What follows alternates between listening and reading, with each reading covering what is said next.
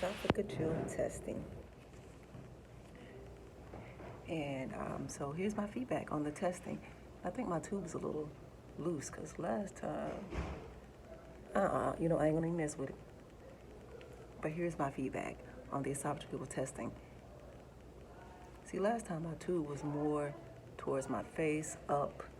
Now look how it's hanging. Anywho, this is my fourth time having the procedure. Fourth time, I would say third time taking this device home. This equipment is actually a little smaller than the last one I had. And there's prompts that you can give it if you're sitting up, if you're asleep, if you are coughing, if you are, if you have chest pains, if you're regurgitating. There's different modes, so if when your throat is going through something, you can let the equipment know. This is about a 24-hour testing. I say about, it's called a 24-hour esophageal testing, but you may go back 16, 18 hours. Here's my feedback since I've had it a couple times. It's very uncomfortable. It looks uncomfortable. The test is very uncomfortable. If you've had this procedure, please in the comments let me know if you were offered any type of medication, if you were sedated, if you were numbed, or just how did your procedure go? Because I'm trying to see what is common. I've seen a few videos, and that's why I wanted to post my own video, because everybody's experience is different. This is for, I've had a double lung transplant. I've had this procedure, like I say, 3 times before transplant, and this is my first time after transplant. If you have any type of acid reflux, or if you go through a swallowing test, if your swallowing is not effective or what it should be, when you go through a lung process, you don't want to get any, according to my doctor, any food in your lungs. I don't know exactly how that works. I got to do more research. So they do this testing to make sure you don't have any problems in the future. And if the acid reflux is too much, if everything is not properly functioning properly, then there will have to be surgery or procedure that will fix things. I'll go into that later. This one is a lot thinner and smaller than the actual pH testing. I don't know if you can see it. Thinner and smaller than the pH testing. The pH is another probe that goes through your nose. So let me tell you how it works. Sorry. From the beginning. You have a probe that has metallic. You could taste it when they put it in your mouth. You could taste it when you swallow. A metallic on the end, pretty much like a camera or a sensor. And when you swallow, it reads. And it gives them feedback on your swallowing function, on the acid in your throat, your belly.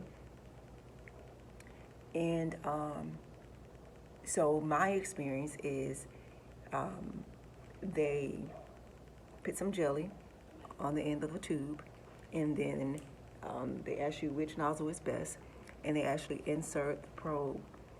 And I think she had a camera where she can kind of guide her which way to go with the probe. And so she guided it through the nose. It got a little stuck, and she was like, oh, wait, let's try the other one. Oh, no, that. So it doesn't hurt, but it's uncomfortable. Then when it gets to a certain point, I want to say around here, once it's through the nose around here, they ask you to swallow. They actually give you some water or some saline mixture, and they ask you to swallow so the probe goes down a lot deeper. The whole time your only advice is to breathe deeply and to swallow. And your head is down so they know which way to tunnel through the nose.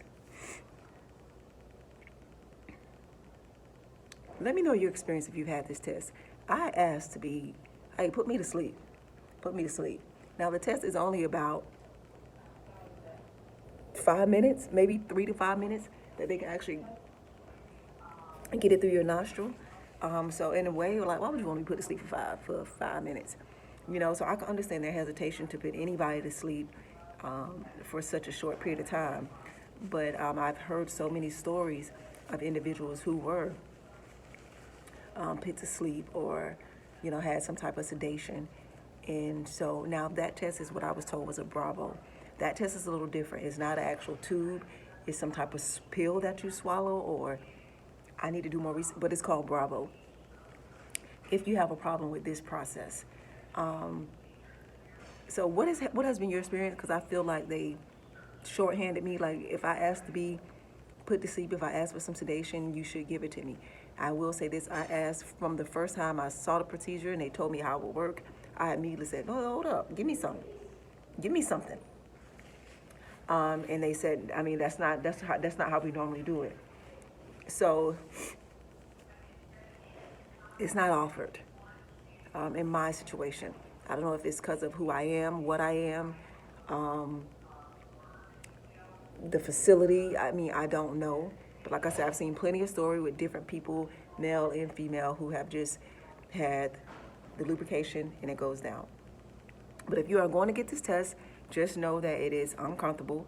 They still want you to eat and drink as normal. Of course, you can't sip out of a straw. You can't. And then it's not no little sips like I'm taking like this. I need to take this to the head. I need to go ahead and take my pink drink to the head. They want you to have a complete drink. They don't want you to just sip. So I'm about to have my first meal. And it is, I think it's, what time is it? It's 3:30 in the afternoon. I'm about to have my first meal. I'm tired, as you can tell. But I'm about to have my first meal because when you get ready to have this procedure, you should be fasted.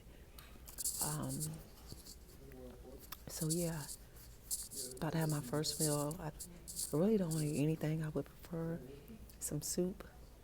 But I'm going to have a salad.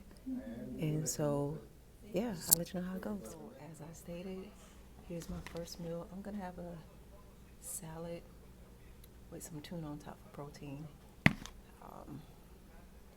Probably won't eat this whole thing. It depends on how I'm feeling.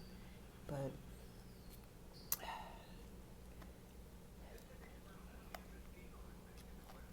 I'll take small bites.